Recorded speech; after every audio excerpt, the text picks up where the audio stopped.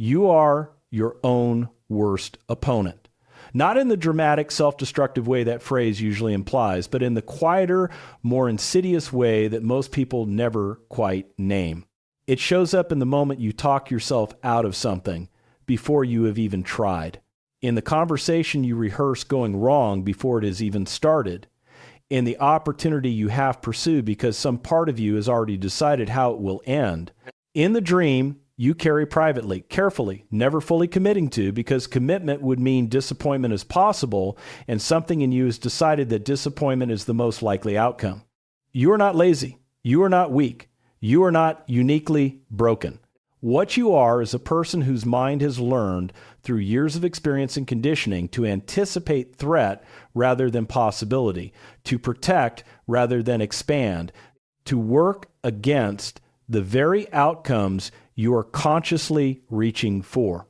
And you have been so close to this pattern for so long that it no longer feels like a pattern. It feels like personality. It feels like reality. Napoleon Hill spent a lifetime studying why this happens and, more importantly, what to do about it. His answer is as precise and as urgent today as it was when he first wrote it down. Here is what I want you to consider before we go any further. Think about the last time your own mind talked you out of something you genuinely wanted. What did it tell you? And how long ago did you first start believing it?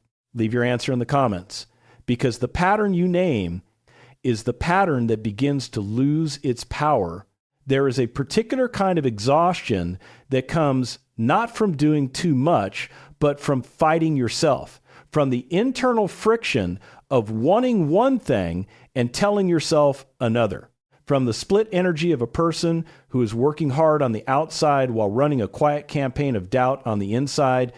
If you have ever felt that specific tiredness, the kind that sleep does not fix, then you already know something about what Napoleon Hill was pointing at when he wrote about the enemies of the mind. Hill was methodical about naming these enemies. He did not treat self-sabotage as a vague, mysterious force. He cataloged it. He described specific thought patterns, specific mental habits that work against human achievement with the same efficiency and consistency as any external obstacle. And he made a claim that was and remains deeply uncomfortable, that most of the resistance standing between a person and the life they want is not coming from the world. It is coming from inside the mind that wants it. Hill described what he called the 6 basic fears as the primary mechanisms by which the mind turns against itself. Not 6 exotic psychological conditions. 6 ordinary, universal human fears that sit so close to the center of the human experience that most people have stopped recognizing them as fears at all. The fear of poverty, the fear of criticism, the fear of ill health, the fear of loss of love, the fear of old age, and the fear of death. Hill believed that virtually every form of self-limitation, every pattern of underperformance, every habit of shrinking from what is possible could be traced, when followed, far enough to one or more of these 6 roots. What makes this insight so practically useful is its specificity. You cannot address a vague enemy. You cannot negotiate with a shadow, but a fear that has been named, located, identified, called by its actual name, rather than dressed up as realism or practicality or mature caution, is a fear that can be met, and meeting it, Hill believed, is the entire work. Think of the mind that works against you as a security system that was installed for genuinely good reasons, wired to detect threat, to sound the alarm, to keep you safe from harm, but that has never been updated. It is still running the threat assessments of a much younger version of you, scanning for dangers that were real once and may no longer be. The alarm goes off, you feel the urgency, and you respond as if the danger is present, when what is actually present is simply the old wiring. There was a man I once heard described who had spent his career in middle management, well regarded by everyone around him, chronically passed over for the advancement he quietly wanted. From the outside, it looked like organizational politics. From the inside, once he finally looked, it was the fear of criticism operating at full volume. Every time an opportunity arose to assert an opinion, to take a visible risk, to step into a space where he could be judged and found wanting, something in him went very quiet and very careful. Not from cowardice, from a learned pattern installed years earlier by experiences he barely remembered. That said, being seen clearly is dangerous. Ambition invites attack. Stay small and you stay safe. The mind, faithfully running that program, had been working against him for decades while he blamed circumstance. Today, the culture of constant visibility and performance that social media has created has amplified this dynamic in ways that would astonish even Hill. The fear of criticism has never had more material to work with. Every opinion is a potential target. Every visible effort invites a comment section. Every step toward distinctiveness risks ridicule from people who will never take the same step. The mind working against you has never had more ammunition, more real-world validation for its case that staying small is the sensible choice. But here is what changes everything. The mind working against you is not smarter than you. It is only older. And old programming, once recognized, can be replaced. The reflection worth sitting with is this. Which of Hill's 6 fears is most actively working against you right now? Just naming it, just being honest about which one has been running the show is the beginning of something different. Hill went beyond simply naming the fears. He described a second layer of the problem, one that is subtler and in some ways more dangerous because it masquerades most convincingly as rational thought. He called it negative autosuggestion. The relentless, often unconscious habit of talking to yourself in ways that confirm limitation, rehearse failure, and pre-validate defeat before a single action has been taken. The mind that works against you is largely a mind that has learned to tell a very particular kind of story. Not always a dramatic story, not always a story of catastrophe. Often it is a quiet story, a persistent, low-voiced narrative of why not, why it won't work, why other people can and you probably shouldn't try, why the timing is wrong, why the gap between where you are and where you want to be is simply too wide to cross with any confidence. The story sounds reasonable. That is the point. It has to sound reasonable or you would not believe it. Hill understood that the subconscious mind does not distinguish between what is true and what is repeatedly told to it with emotional conviction. It takes in whatever arrives most consistently and most forcefully, and it treats that content as instruction. So the person who tells themselves day after day, in small ways, in reflexive reactions, in the private commentary that runs beneath everything that they are not quite capable enough, not quite ready, not quite the kind of person things go well for, is not simply venting.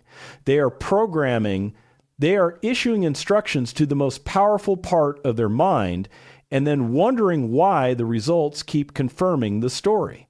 Imagine filling a ship's navigation system with the wrong coordinates and then being baffled when you arrive somewhere you did not want to go.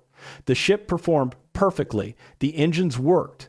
The crew did their jobs. But the destination that was entered, the instruction that was given, led precisely and efficiently to the wrong place. Negative autosuggestion gives the subconscious the wrong coordinates. And the subconscious, completely indifferent to whether the destination is one you consciously want, navigates there with complete competence. There was a woman I once heard described who was, by every objective measure, genuinely talented in her field. Colleagues admired her work. Clients trusted her. And yet she could not bring herself to charge what her work was worth, to pursue the client she most wanted to work with, or to claim in any public way the authority she had actually earned. When she examined the inner monologue most honestly, She found it was running a version of this almost every day. Who do you think you are? That question, 5 quiet words asked internally so often that they had become the ground note of her professional life, was not a question. It was a command. And it was the command her subconscious had been faithfully executing for years. In a world where imposter syndrome has become so widespread that it has its own name and its own best-selling books, Hill's understanding of negative autosuggestion reads less like self-help philosophy and more like a precise clinical description of a mass experience. Millions of people are running stories about their own inadequacy. So consistently, so habitually, so automatically that the stories have become invisible, not thoughts they are having, but air they are breathing. The reframe Hill offered is not to replace those stories with aggressive positivity. It is to recognize them as stories, not facts, not honest assessments of reality, programs that were written at some point for some reason and that have been running ever since. And programs, once seen, can be rewritten. So here is the question to sit with. What is the story your mind tells most often about what you are capable of? And whose voice was it when you first heard it? If something in these first 2 sections has touched something specific in you, a recognition, a quiet click of familiarity, the comments below are a good place to put it. You will find you are not alone in any of it.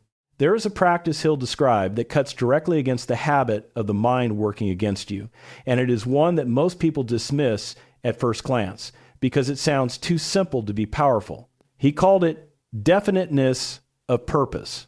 The clear, specific, emotionally alive commitment to a precise outcome, held consistently, returned to daily, treated not as a wish or a hope, but as a direction the entire life is oriented toward. Hill believed that a mind without a definite purpose is a mind at the mercy of whatever happens to arrive. Without a clear direction chosen by the conscious will, the subconscious defaults to whatever it has been most thoroughly conditioned to expect. And for most people, that default is some version of limitation, a familiar ceiling that feels like the natural order of things rather than a ceiling that was built by years of unchallenged thought patterns. Definiteness of purpose is not just motivating, it is directional.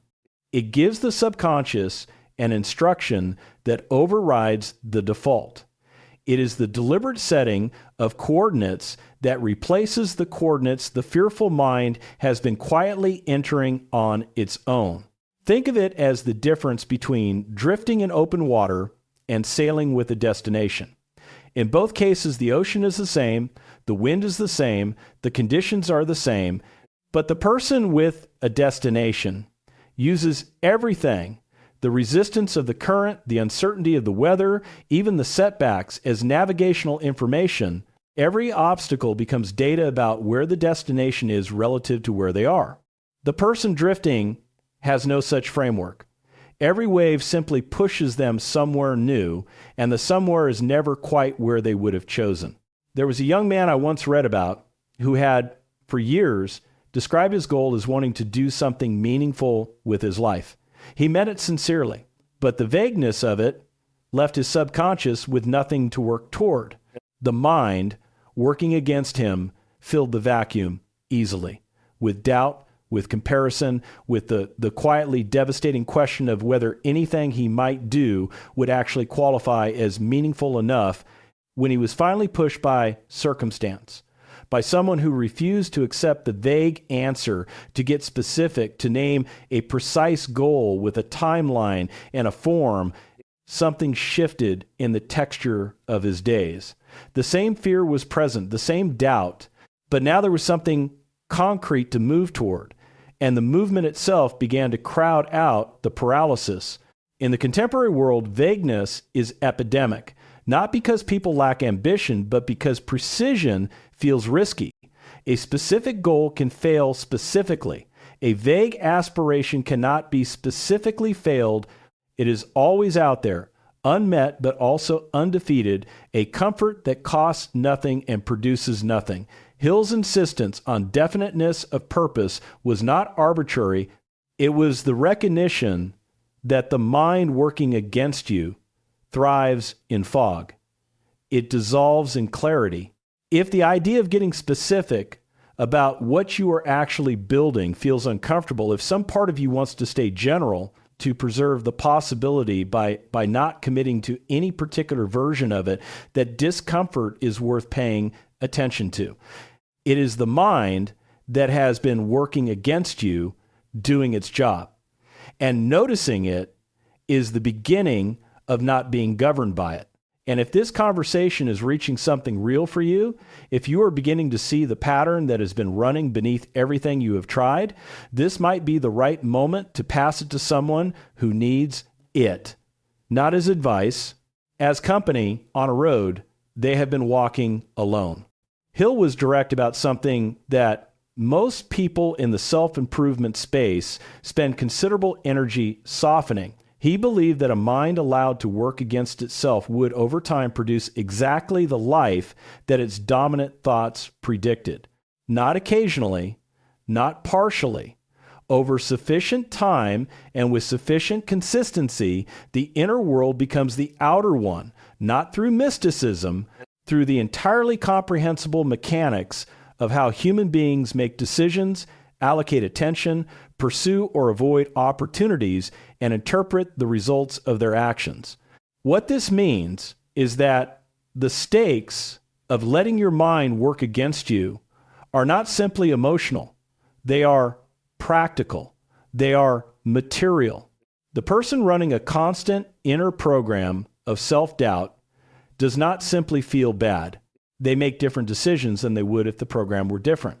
They pursue fewer opportunities, or pursue them with less conviction, or abandon them earlier. They interpret setbacks as confirmation rather than information. They do not ask for things they deserve, do not apply for things they want, do not claim things they have earned. And the life that results smaller, more cautious, more confined than it needed to be is not the consequence of external limitation. It is the consequence of an inner climate that was never deliberately examined or intentionally changed. Hill wrote extensively about the connection between mental state and material outcome, not as magic, but as the natural result of how a mind in a particular state moves through the world.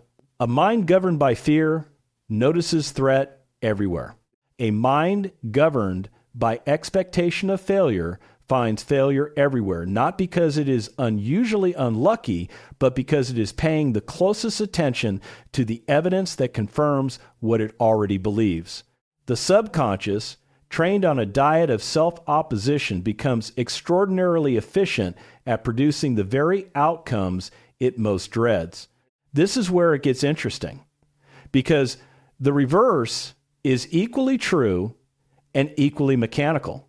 A mind that has been deliberately reconditioned through consistent practice, through daily autosuggestion, through definiteness of purpose, through the patient, unremarkable work of choosing different thoughts in the same situations, begins to notice different things, to pursue different options, to interpret identical circumstances through a different lens. And the results, over sufficient time, are not miraculous. They are simply what happens when a different mind moves through the same world. Think of two photographers standing in the same city on the same overcast afternoon. One is looking for beauty. The other is looking for decay. Both will find exactly what they are looking for. The city has not changed. What they bring to it determines what they take from it. There was a man I once heard described who had come through a period of significant financial and professional failure, the kind that strips a person to something like bedrock and forces a reckoning with what is actually there. He could have, and for a while, did let the failure become the dominant inner narrative, the proof of inadequacy, the reason to lower expectations permanently. But at some point, he made a different choice. Not dramatic, not sudden, just a quiet daily decision to stop letting the experience of failure become the instruction to the subconscious about what to expect next. The work was patient and mostly invisible. The results came slowly, and then in the way these things often go, all at once. The invitation here is gentle but important.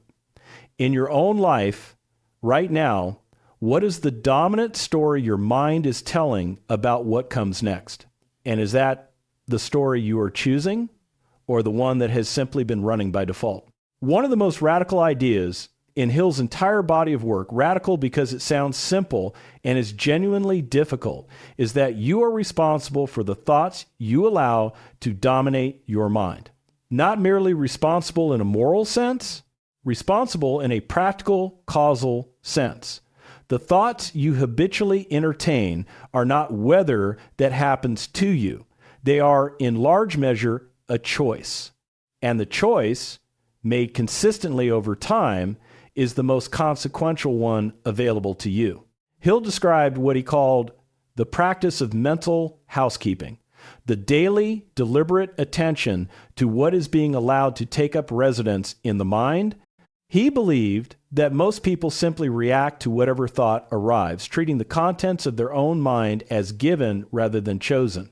And he believed that this passive relationship with inner experience was the single most expensive mistake a human being could make, because the mind left to itself, without deliberate direction, will default to whatever has been most deeply conditioned, and for most people, that conditioning tilts heavily toward fear, doubt, and limitation rather than toward faith, possibility, and expansion. Mental housekeeping is not the suppression of difficult thoughts. Hill was not describing a practice of forced cheerfulness or the refusal to acknowledge genuine challenges. He was describing something subtler and more powerful: the cultivation of the habit of choosing in any given moment which thoughts to water and which to let wilt. The thought that arrives unbidden is not the issue. The thought that you return to, repeat, elaborate, and emotionally invest in that is the one doing the work. And that one, Hill insisted, is always within your authority. Think of the mind as a garden. You are always either tending or neglecting, but never simply leaving alone. Neglect is itself a choice. It produces weeds, as neglect always does. Tending, regular, patient, specific, produces what was planted. The quality of your inner harvest is a direct reflection of the quality of your inner gardening. Even when the gardening is invisible, even when you are not sure it is working, even when the results have not yet broken the surface.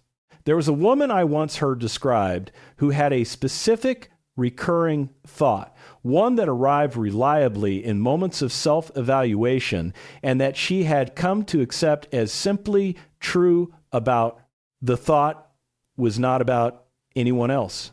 It was about her own future, a quiet but insistent conviction that her best possibilities were already behind her. She had never chosen that thought. It had arrived, lodged itself, and been watered by repetition and circumstance until it felt like clear-eyed realism.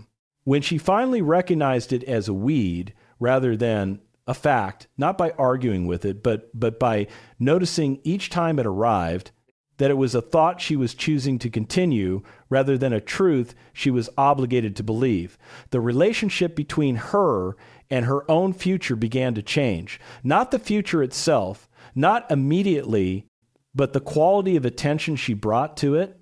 And the attention, consistently redirected, is what eventually changed everything else. Hill's instruction to stop letting your mind work against you is ultimately an instruction to become the gardener rather than the garden. To step out of the passive experience of your own thinking and into the active authorship of it. Not perfectly, not all at once, but consistently, patiently, with the knowledge that every deliberate thought planted in fertile inner ground is doing something, whether you can see it yet or not. There is a dimension of Hill's teaching that ties every other thread together, and it is the one that moves the practice from discipline into something more like freedom. Hill believed and wrote about this with a conviction that never wavered across decades of work. that the human mind, when it stops working against itself and begins working in genuine alignment with a clear purpose, possesses a kind of generative intelligence that most people never access. Not because they lack the capacity, because they are spending it all on the inner conflict. The mental energy consumed by self-opposition is enormous. The effort required to want something and simultaneously undermine it, to pursue a goal while running a campaign of doubt about whether you deserve to reach it, to act in the world, while simultaneously working to discount the results of your action, that effort is not free. It draws from the same reservoir as everything else. The person whose mind has learned to work with them rather than against them is not working harder. They are working with far less friction. And the difference in output between a life lived at high friction and a life lived at low friction, compounded across years and decades, is not small. Hill described this aligned state: the mind working with clear purpose, with faith rather than fear, as its dominant operating tone, as one in which a person seems to attract circumstances, connections, and opportunities that the self-opposing mind consistently misses. He believed this was not supernatural. It was attentional. A mind oriented toward possibility simply notices more of it. A mind freed from the constant overhead cost of self-doubt has resources available for creativity, for connection, for the kind of bold action that changes outcomes.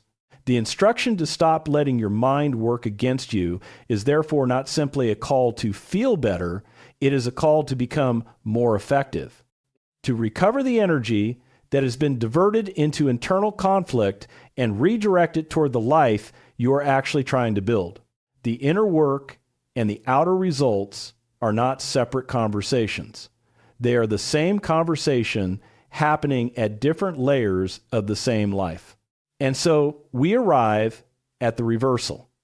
The mind that has been working against you, the one running the fears, the doubt, the limiting stories, the quiet campaign of self-opposition, is not your enemy. It is a deeply loyal servant that has been given the wrong instructions. It is working as hard as it knows how in exactly the direction it was pointed, producing the results it was set up to produce. The problem was never the power of your mind. The problem was the direction. Napoleon Hill spent a lifetime making one essential argument: that the most powerful instrument available to any human being is the one they carry inside their skull, and that most people spend that instrument's best years in a war with themselves that was never necessary and has never produced a winner.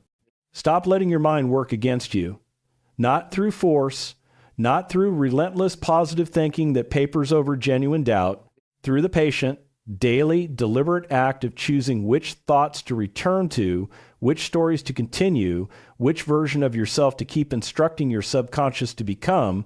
The mind that stops working against you does not become passive. It becomes powerful in a direction you have actually chosen. If continuing this exploration of what the human mind is capable of when it finally stops being its own obstacle feels like a journey worth staying on, the next conversation is already here. Not as a click to chase, but as the next step on a road you are already walking.